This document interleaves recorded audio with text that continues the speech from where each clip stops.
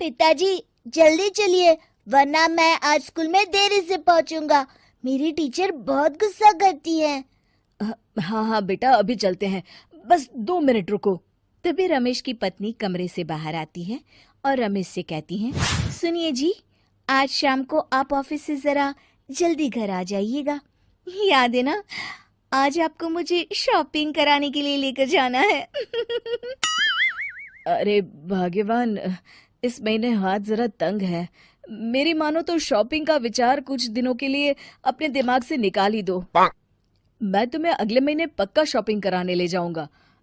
अभी मुझे चलना चाहिए, वरना राजू को स्कूल पहुंचने में देर हो जाएगी। देखिए जी, अब आपके ये बहाने पुराने हो चुके हैं। मैं कुछ नहीं जानती। आज शाम को मुझे शॉपिंग करने जाना है, मतलब जाना है। आगे आपकी मर्जी। अच्छा ठीक है भाग्यवान, अब तुम पूरा घर सर पर मत उठाओ, मैं कुछ करता हूँ। इतना कहकर रमेश अपने बेटे राजू को लेकर वहां से चला जाता है। घर से निकलने के लिए रमेश जैसे ही अपनी मोटरसाइकिल शुरू करता है, तभी उसकी माँ उसे आवाज देकर कहती है, अरे रमेश, आज शाम को मुझे कुछ पैसे दे देना। याद है ना, मैंने तुझसे कहा था कि मुझे मंदिर में चढ़ावा चढ़ाना है। अरे माँ, मेरी तनख्वाह आने में अभी 10 दिन बचे हैं। अभी मेरे पास बिल्कुल पैसे नहीं है। हाँ, मेरी तनख्वाह मिलते ही मैं तुम्हें पैसे दे दूंगा। रमेश की माँ चिढ़कर कहती हैं, अरे तेरा दिमाग तो खराब नहीं हो गया? मैंने तेरे भरोसे मंदिर के पुजारी जी से वादा कर दिया है और तू कह रहा है कि पैसे नहीं है। अब मैं पुजारी जी को क्या जवाब दूंगी? तुझे तो मेरी इज्जत की भी कुछ परवाह नहीं है। अच्छा ठीक है माँ, अब तुम गुस्सा मत करो, मैं शाम तक कुछ इंतजाम करता हूँ।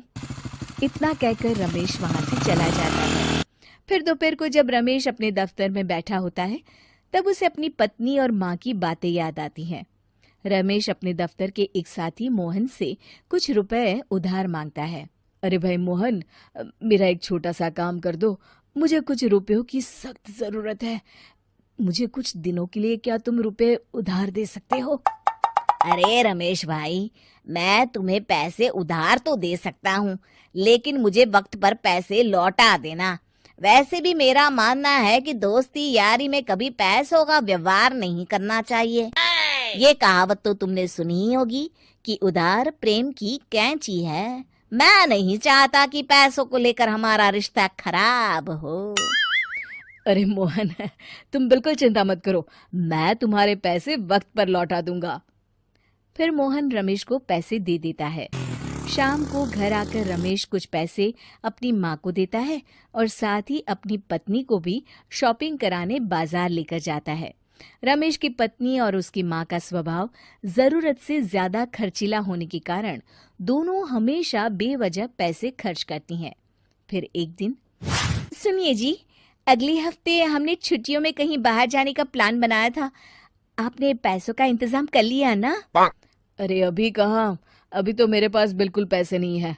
हम कभी और चले जाएंगे।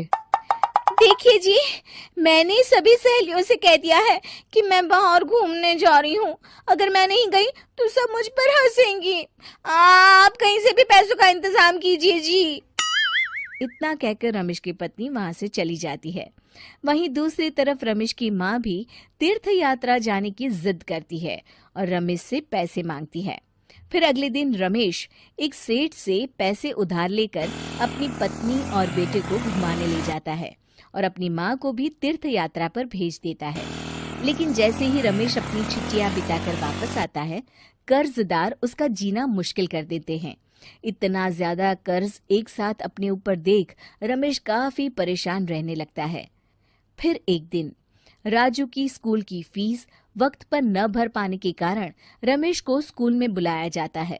स्कूल के प्रिंसिपल साहब रमेश को सख्त हिदायत देते हैं कि अगर वक्त पर स्कूल की फीस नहीं भरी गई तो उनके बेटे का नाम स्कूल से काट दिया जाएगा।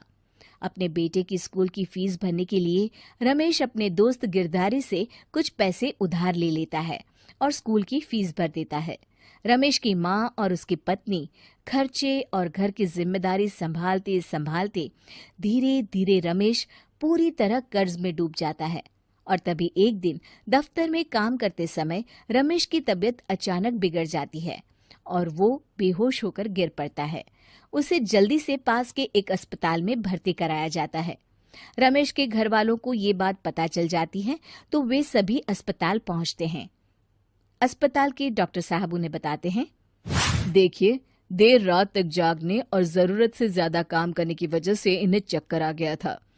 बेहतर यही होगा कि इन्हें कुछ दिनों के लिए पूरी तरह आराम करने दिया जाए।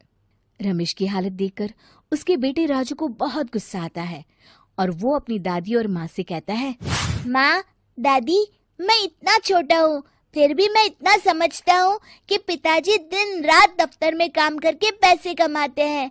पिताजी अकेला पूरा घर संभालते हैं और आप दोनों अपने फिजूल के खर्चों के लिए उन पर दबाव डालते रहते हैं। आज पिताजी की हालत के जिम्मेदार तो आप दोनों हैं।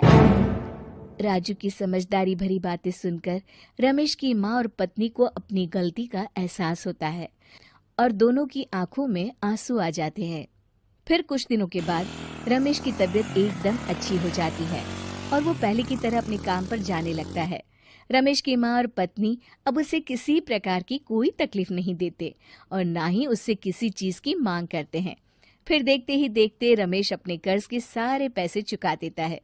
उसकी जिंदगी पहले की तरह अच्छी हो जाती है और वो अपने परिवार के साथ खुशी खुशी रहने लगता है। शिक्षा, हमारे रिश्ते एक तराजू की तरह होते हैं जिसकी दोनों ओर जिम्मेदारी और समझदारी का वजन बराबर होना चाहिए।